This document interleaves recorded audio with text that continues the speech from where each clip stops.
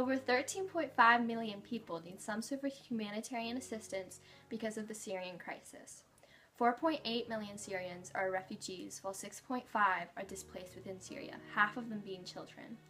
These people need our help, something we get very little of, which needs to change. The United States calls it the Syrian crisis, but it's a war. What started as protests and uprisings has now become a civil war involving over 25 countries. By just June of 2013, 90,000 people have been killed in relation of the conflict. By August of 2015, that number had climbed to over 250,000. More than 4.5 million people have fled Syria, most of them being women and children.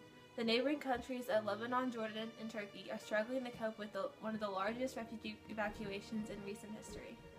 The UN says it will need over $3.2 billion to help the 13.5 million people, which includes 6 million children. The warring parties have compounded the problems by refusing humanitarian agencies to access the civilians in need. Up to 4.5 million people in Syria live in hard-to-reach areas, including nearly 400,000 people in 15 besieged locations who do not have access to life-saving aid. 19-year-old Dalia dreams of becoming a flight engineer. She lives more than 200 miles away from her hometown just so she can have an education. She says, "I motivate myself. Being alive is enough for me. Being alive means that I am capable of surviving no matter how tough and stark their circumstances get. I am a determined person who gets things done." Dalia and her family are seeking refuge in Lebanon while the war rages on in Syria.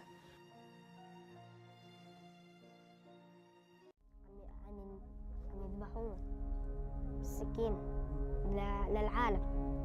هيها ايدهم هيك مكلبشين، كانوا في هون طلقة هيك واحد فاتح راسه، وواحد هيك شنو، واحد يعني شي 15 كانوا ميتين هيك اللي رايح راسه. لا ما بنساه لأنه شفته بعيني، صار 3 سنين وبعد من ناسي.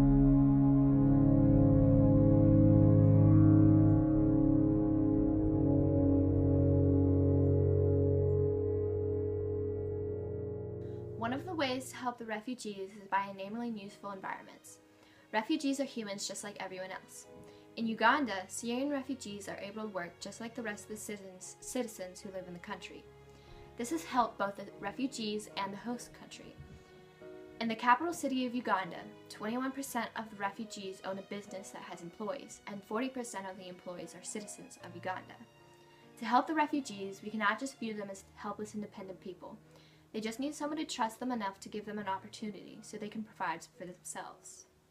Another way to help the refugees is by providing them with food, shelter, water, and clothing. These items will still be needed. However, once these things have been given to the refugees, they can start making a living for themselves and help the country that took them in. Opportunities such as electricity, education, and jobs should also be provided to the refugees so they can thrive in life. A third way to assist the refugees is through economic zones. This means that if a country decides to integrate the employment of refugees and citizens of the country, they could live in economic zones to sustain their needs instead of living in hindering and dirty camps. This process can be made easier through preference matching, by asking the refugees where they want to go and their credentials. Then we can pair them up with a country that best suits them based on their language, needs, and skills. And the final way to assist the refugees is through humanitarian visas. Over 3,000 refugees have died by embarking on a dangerous journey in the last year. These journeys are completely unnecessary with the efficient modes of transportation available today. If refugees were able to travel directly to a country, these dangers could be avoided. With a humanitarian visa, many lives could be saved and the market for smugglers would end, and chaos at the front lines of Europe would cease. The United States needs to recognize how dire the needs of the Syrian refugees are. There are many ways to help them. All we need to do is give them somewhere safe to stay with resources, and they could help us back. Wars are not going to go away, but we can lessen the effects by aiding those who are impacted by them.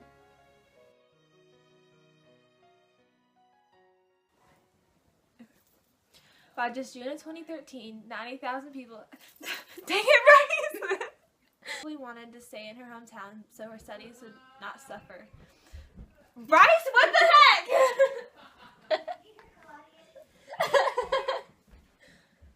This is too hard. Bryce, we're trying to film! They're trying to kick through their shoes.